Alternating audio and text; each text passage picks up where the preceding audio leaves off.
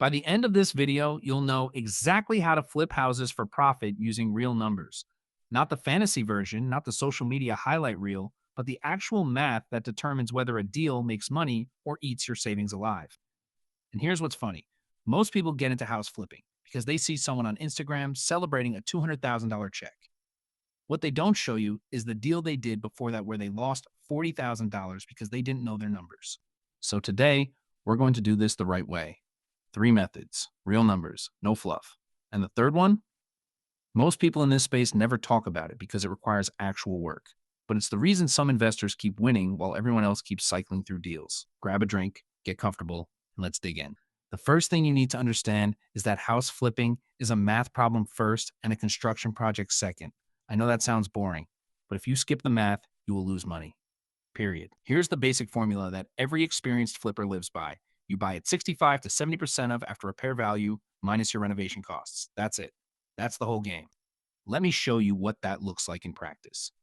Imagine you find a house in decent shape that needs work. The neighborhood sells similar homes for $220,000 once they're renovated. Your contractor estimates $40,000 in repairs. Do the math. 70% of 220,000 is 154,000. Subtract 40,000 in repairs. That means you should not pay more than $114,000 for this property. Now, here's where most beginners screw up. They fall in love with the property. They negotiate for 3 months. They get emotionally attached, and then they pay $130,000 because it felt right. That's $16,000 overage. It doesn't sound like much. But when you add 6 months of holding costs, plus financing fees, plus unexpected repairs, you just turned a profitable deal into a break-even nightmare. Or worse, a loss. Let me give you a real example.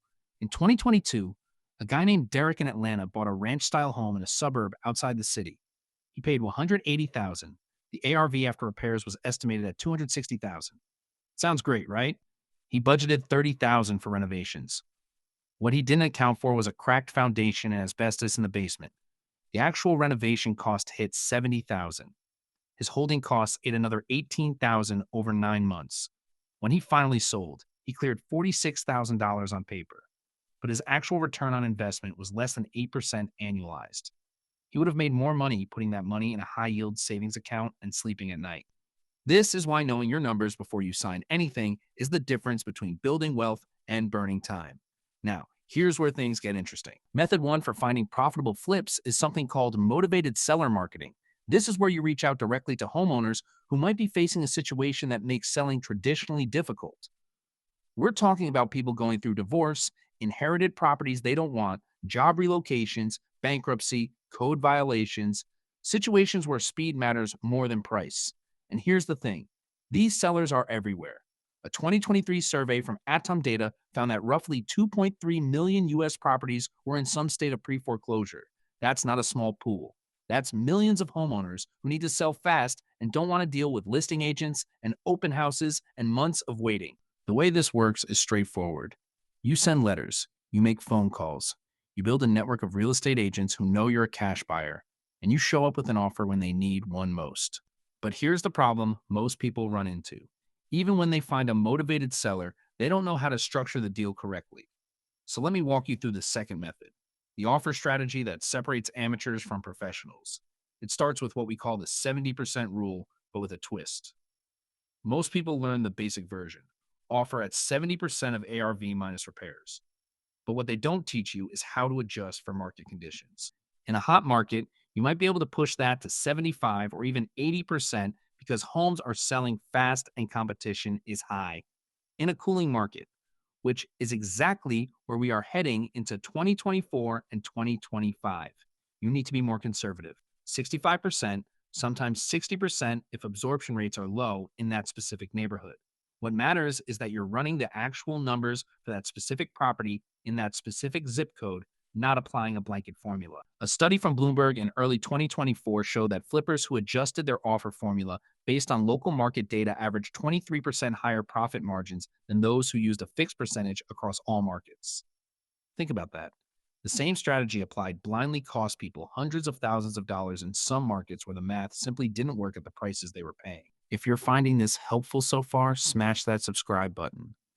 I post videos like this every single week, breaking down how real estate investing actually works with real numbers and real examples. And the next method I'm about to share is the one that most people skip because it requires more work up front. But it's the reason some investors can flip 20 houses a year while others are stuck doing one every 18 months. So stick around. This one changes everything. Okay, here it is. Method 3: partner with wholesalers and build a systematic deal flow machine. Let me explain what a wholesaler actually does. A wholesaler finds a distressed property, puts it under contract at a below market price, and then sells that contract to an end buyer. That's you, for a fee, typically 3 to 5% of the purchase price. Now, I know some people look down on wholesaling. They think it's lazy or unfair. But here's what the critics miss: the good wholesaler is doing months of relationship building, direct mail campaigns, and door knocking that you don't have time to do yourself. And when you build relationships with 3 or 4 reliable wholesalers in your target market, you get first look at deals before they hit the public MLS. That matters more than most beginners realize. In 2023, Redfin reported that off market homes, properties sold before hitting the MLS, sold for an average of 2.8% below comparable market value. That's nearly 3% off the top, just because you had access to deals nobody else could see. Now multiply that by 10 houses a year. That's real money. A buddy of mine named Carlos in Phoenix figured this out in 2021. He'd been trying to find his own deals through direct mail for 2 years with mixed results. Someone told him to build relationships with 3 local wholesalers. Within 6 months, he was getting 5 to 8 deals a month pitched to him directly. He picked the best 5 and flipped them in 12 months. His total profit across those 5 flips was $192,000. And here's the kicker: he spent less time marketing than he had in the previous 2 years combined. The lesson here isn't that wholesaling is better than finding your own deals. It's that compounding your effort through systems and relationships is what scales a house flipping business from a side gig into an actual income stream. So let me bring this all together. You need 3 things to flip houses profitably. First, a clear understanding of your numbers. The 70% rule isn't optional, it's survival. Second, the ability to adjust your offer strategy based on real market data, not gut feelings or Instagram posts. And third, the willingness to build systems that generate deals consistently instead of relying on luck and hustle alone. Those 3 things together are what separate people who flip houses for a living from people who flip houses for a story to tell at parties. If this video gave you something useful, share it with someone who's thinking about getting into real estate investing. Hit like if you got value. Subscribe if you want more content like this. And next week, I'm breaking down exactly how to finance your first flip. Hard money, private money, and creative financing options that most people never even know exist. See you then.